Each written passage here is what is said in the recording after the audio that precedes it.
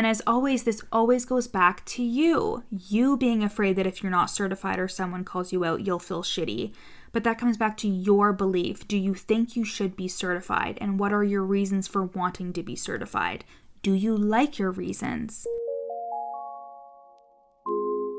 You're listening to the From Imposter to Empowered podcast. I'm your host, Jill Perrick, a business and mindset coach who specializes in imposter syndrome. If you feel like you're not as smart, capable, or worthy as you actually are, and that someone is going to find you out, then you've come to the right place. I went from being a struggling government worker, working my coaching business on the side, but feeling unworthy and burnt out, to making multiple six figures helping women overcome imposter syndrome so they too can sign clients, make bank, and have the business or career of their dreams. I am nothing special. I have a stuttering disability, ADHD, and I struggle with anxiety and depression. So if I can learn how to feel good enough and overcome my inner imposter, then so can you. Let's dig in. Hello, my angels. Welcome back to the From Imposter to Empowered podcast. I'm your host, Jill Perrick, business and mindset coach and imposter syndrome expert. And I cannot believe that we are almost in December when you're listening to this and that 2022 is almost over. This year has been crazy. I really feel like I've stepped into my purpose and my mission, and I'm just loving working with my private clients. I really feel like my purpose here is to help women be the most empowered versions of themselves, to help them overcome their imposter syndrome thoughts so they can go after the dreams and the goals that they have for themselves. When we are empowered and we get to fulfill the dreams and goals that we have, we feel so at peace, so at home within ourselves. Like I was reading one of Erin Claire Jones's Instagram post, and she's a human design expert. And if you don't know what human design is, it's a system that is based off your time and place of birth. It uses astrology, and it's just a very in-depth and advanced way at looking at who you are, how you function, and how you use your energy. So fun fact, I'm an emotional generator, and a huge chunk of my clients have proven to be generators, which is actually so crazy. So I was reading this post she wrote on careers, and the dream career for a generator is one you feel excited to wake up and invest your energy into, one that the problems which arise feel worth your time and energy to solve, careers that feel deeply satisfying and fulfilling, where your energy is honored and respected. It's all about joy and satisfaction. And that's honestly how I feel as a coach.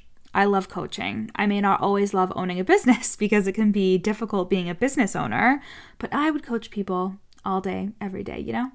And that's why I want women to feel empowered, qualified, and like they can go after their dreams, because when they're doing something that they enjoy, it's like nothing you've ever felt before.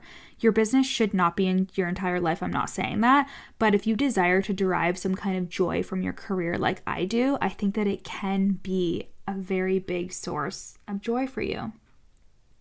So, leading into careers and being a coach and loving being a coach. And also it really helps when you believe that you can get results for your clients. That just adds such a big layer of confidence, right? What's my hot take on being a certified coach? What's my hot take on certifications? How much experience is enough experience? That's what we're going to be talking about today. And firstly, I want to start by telling you what I am certified in, an imposter syndrome coach who started off with a lot of experience already and still didn't feel like it was enough. So first, I have a bachelor's in counseling psychology practices and a master's in conflict analysis and management. I had these degrees when I started my business in 2018, and I actually told myself I couldn't start my business until I finished my master's degree. And then in 2020, I got certified in neurolinguistic programming, EFT tapping, and life and success coaching through Yes Apply. And then I did the master's version of that in 2021. I am also a breathwork facilitator, and I am certified in Reiki at the level 1, level 2, and master level. So that's a lot of shit, and I make sure to use my education and my certification as much as possible. I'm also considering doing the life coach school certification for the experience and the community. My coach is actually certified through there, but was very successful before she was certified through there. And I have a lot of my friends in business who are certified through there as well. So I am also very interested in doing more nervous system regulation work. And the whole point of my explaining these things is that I am doing it out of desire, not because I think that I have to. When I applied for Yes Supply and I did that certification, that did come from, I thought that I needed it. Okay, so I definitely have my beginning certifications out of thinking I needed them. I remember thinking, once I get this NLP certification, I will blow up, which, let me just be clear, okay? I actually did blow up, but it was the thought, I'm gonna blow up. It was the thought, and it was the internal permission, right? Like, it's not for the reasons you think it is. It's not because of the certification. Because, and I say this all the time, I have people that I did that certification with who did the exact same certification as me, and their businesses did not take off. Their businesses didn't do as good as I did in that year, right? So it wasn't the certification. It was an internal shift that I made. It was the thought, I'm going to blow up, that made the shift. It was me internally deciding that I was enough. Because that's what enoughness is. It's a decision. I also hired an NLP coach around that time, and I worked with her one-on-one, and that felt really in integrity to use the tools on myself that I was using on others. And truthfully, guys, like, if you're a coach, I really think that coaches do need coaches. And it can be any kind of coach. It can be a business coach. It can be a somatic coach. Whatever helps you be the best version of yourself, I think that it is so necessary. But I also think to understand the impact and the effect of coaching, hire a coach and your life will be changed, right? So it was really an integrity with me to hire this coach. It helped me integrate the learnings and the effectiveness of the tools so much better. So when the question arises of, Jill, I don't have a certification, should I get one? I always want to know what your reasons are, because honestly, it depends. So I've been lurking on the internet the last couple weeks, and I've been seeing a lot of people going for coaches' throats when it comes to being quote unquote trauma informed and needing certain certifications to call yourself a coach. And I have a couple thoughts on this. Firstly, I have the thought that this is very virtue signaling and savior complex-y, okay? Calling yourself a coach and then making your marketing all about tearing other coaches down is not the vibe.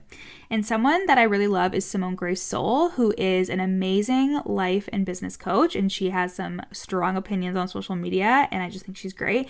And something that she always talks about in her content is how she is not a good person. She is a human, and she is authentically herself.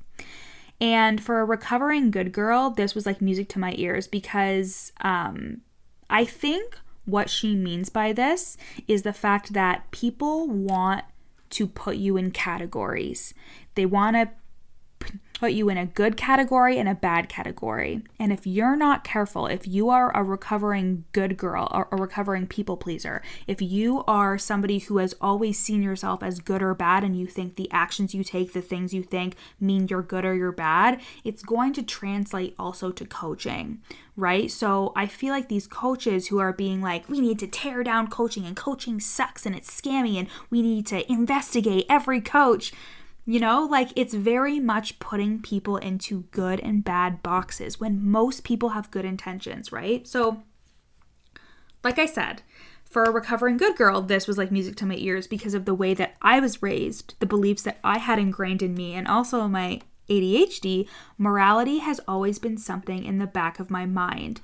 Being seen as a good person was sometimes more important to me than being a good person. And what I mean by that is I was terrified that someone would see me as bad, or someone who makes mistakes, aka imposter syndrome, because being seen as bad was like being outed. And I find that in the online space and what I'm seeing right now, there is a heavy focus on some coaches are good and some are bad, and that these people are marketing by just slamming these so-called bad coaches. But like I said, most coaches, especially the ones that I've seen and worked with and experienced online and become friends with because of being in masterminds with them and programs with them, I've truthfully yet to see someone who is not genuinely interested in helping people through their coaching. I know there are scammers. I've worked with a coach or two before that, like, you know what, I feel like they themselves were growing as coaches, so their coaching could have been better. But like, I've coached people too in the beginning of my journey where I think I probably could have coached that person better, right? And there are scammers everywhere, like in every industry. I honestly have a lot of thoughts too about being a conscious investor, knowing where your money is going, getting on sales calls with your mentors or watching them for a while and seeing what they're about, learning how to trust them, right? Seeing their testimonials or talking to past clients. If that's what you need to do, then do it. My clients either watch me forever, absorb my free content, and then sign on, or they get on a sales call with me and talk to me directly. And you can really trust your gut here. Does it feel good even if it's a bit scary? What vibe are they giving off? Honestly, investing in anyone and anything is a risk, but that's why you need to be consciously investing and taking responsibility for what you're investing in. And that's no need to shame yourself here. I've invested before in courses and stuff that I impulse bought, and that's okay. I learned something all the time. It's all a part of the process.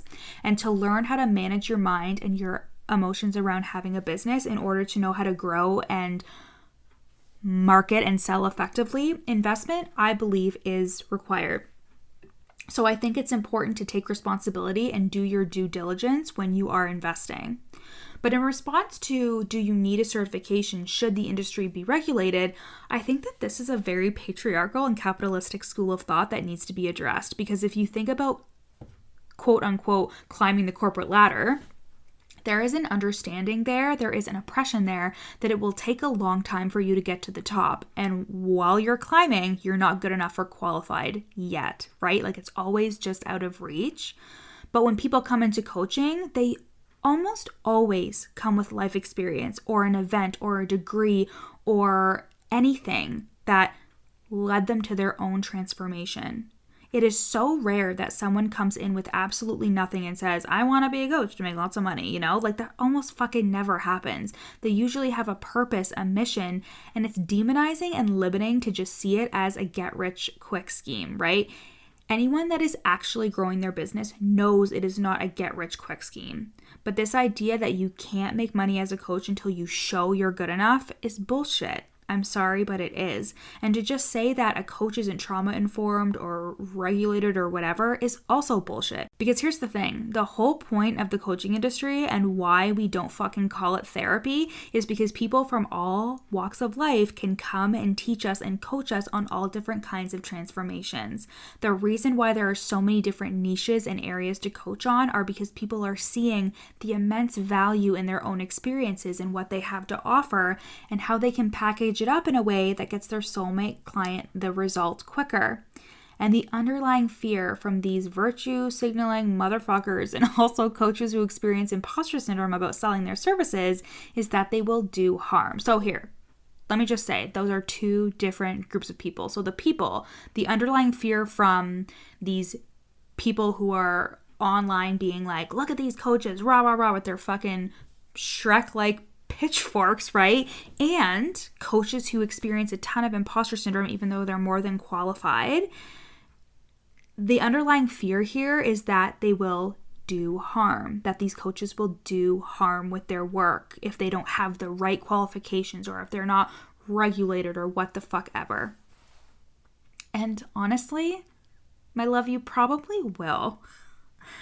And that is my honest answer. You probably will say something that pisses your client off, or they'll take it the wrong way, or they won't understand it.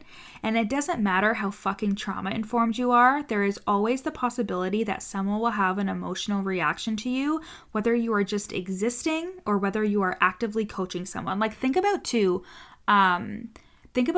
when you are just existing and somebody in your family or someone in your group of friends says to you, you know what, the thing that you said to me really hurt my feelings. They had a feeling, right?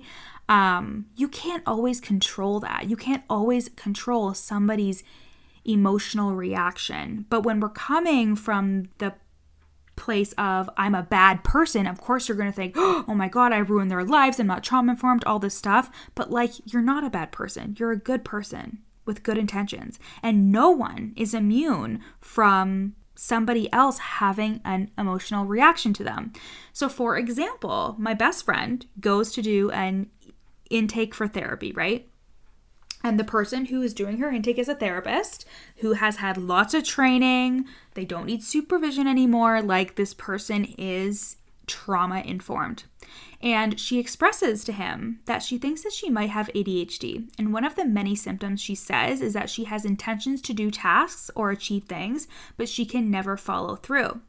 And this motherfucker, knowing that she expressed how she might have ADHD, which is like a neurological difference in the brain, right, than somebody who's neurotypical. This motherfucker says, in regards to setting intentions and not following through, you just have to do it. You have to resist the urge to scroll through your phone or do other things that will give you dopamine and just do it. And I was like, are you fucking kidding me? She literally has expressed that she may have a dopamine deficient mental illness where her brain functions differently than others. And it's not just about doing it. That's the fucking problem, Brad. Like, what the fuck? I was honestly so mad when she told me this. But she actually internalized it and was like, yeah, why can't I just do it? And you know what? That is not very trauma-informed of our friend Brad. That's not actually his name, but I'm just going to call him that anyways. That's not very trauma-informed, Brad. And this isn't the first fucking therapist that I've heard of or seen that have made comments that are just so weird, off-putting, shamey, judgmental. And that is just an example. And this is coming from someone who loves therapy and has a therapist. Like, it's not about the actual job. It's not about the actual profession. No one is actually exempt from doing harm. And this fear of sending someone off the deep end and ruining their life with coaching, it is such an extreme fear that our brain fabricates so we don't take action. It is such an extreme fear that we create in our minds so we believe our imposter syndrome and don't take action on our goals and our dreams, right? Like that extreme thought of, oh my God, I'm going to say something and my client is going to go off the fucking deep end, you know? Or I always think about how in my contracts, I am very clear, I am not a mental health practitioner. When I have a sales call with somebody or when I talk to somebody in the DMs before they start with me, I'm very clear, like, are you getting help for any of your mental health illnesses? Like, are there other avenues where you're taking care of yourself? You know, like I would never take someone who is so depressed that they are close to suicide. I would never work with somebody who is like, I'm so consumed by like anxiety, I can't function, etc., but they're not getting the help outside of our sessions. Like, there are things that I do to protect myself and there are things that I do to protect the client, but still, there are still opportunities where I might do harm or I might say something that upsets them or whatever, because we cannot always control the emotional reaction that somebody has to us. But again, our fucking brains create this extreme all or nothing, black or white fear that this is going to happen, we're going to ruin somebody's life, and then we don't take action and we believe that imposter syndrome. And, you know, this can be easily remedied and softened by learning how to hold space for your own emotions so you can hold space for your clients, right? It can be remedied and softened by understanding body language and having clear and open communication with your clients and having trust with them too.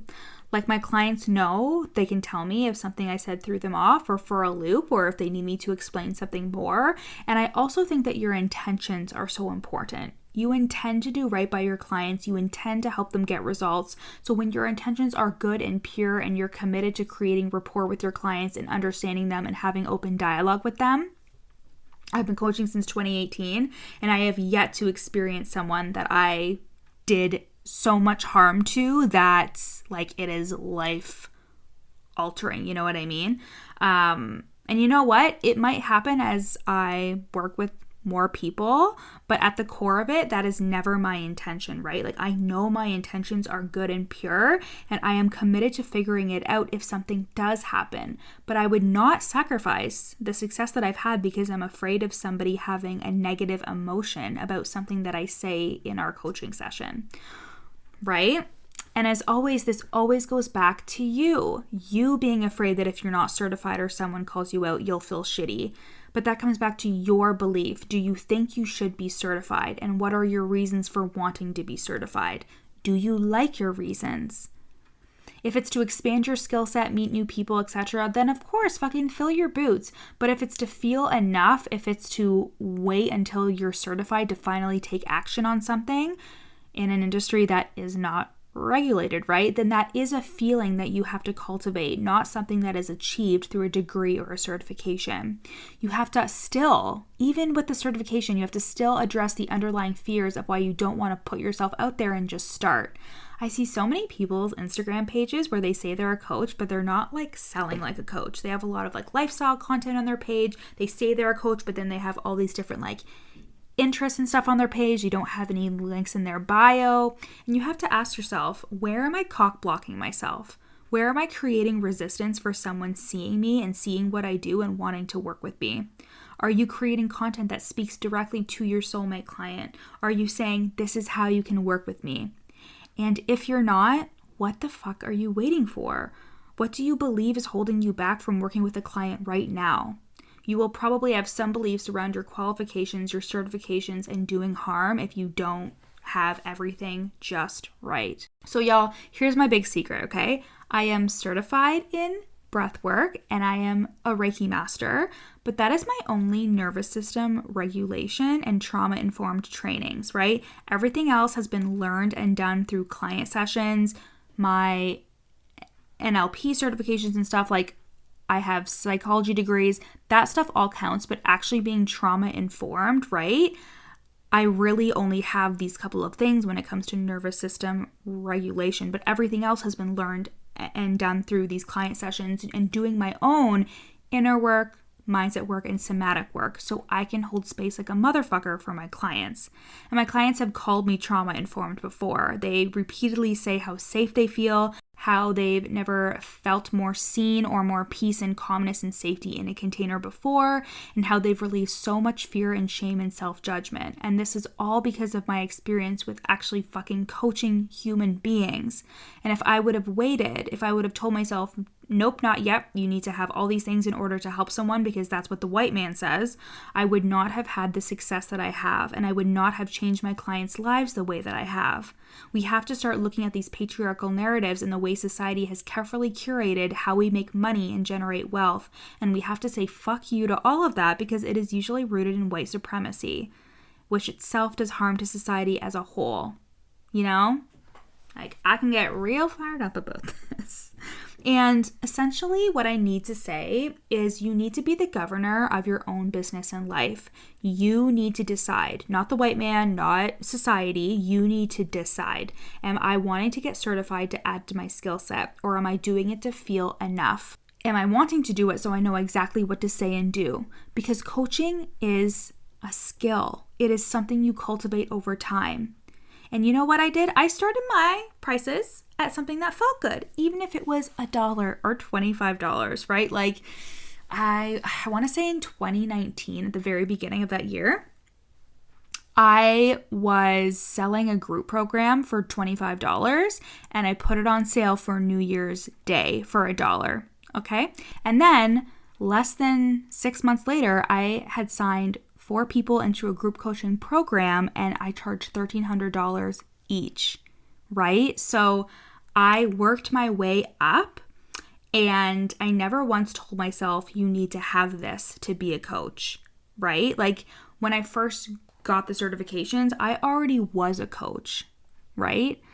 But I didn't say you need this in order to be a coach because I already was, but that internal permission is something that I had to learn, did not come from a certification, because you can't be a great coach. You can't, with all the certifications in the world, unless you actually experience coaching, unless you actually start. So even though, yeah, I was charging $1 or $25 for a group, I still did the group even without having the things that I thought that I needed. So certified or not certified, I help good-hearted, highly sensitive women sign 4-figure clients by banishing imposter syndrome for good and helping them become the empowered expert that they are meant to be. I help you show up confidently so you can sign 4-figure clients and become the best coach in your niche. And that starts with belief in yourself, belief in your offer, and belief in your deeper mission. Work with me for 6 months in private coaching to nurture your inner expert and release the imposter syndrome thoughts and feelings so you can show up confidently and sign those 4-figure clients. Book a sales call with me at the link in my show notes. I love y'all. I'll see you next week. Thanks for listening to the From Imposter to Empowered podcast. Head to the show notes to find out how you can take this work deeper with me in one-to-one coaching or in the From Imposter to Empowered group program. In the show notes, you'll also find a free 3-day challenge to start the process of overcoming your inner imposter. And once you're done with all of that, screenshot this episode and share it on Instagram, tagging me at your coach Jill so we can connect. See you next time.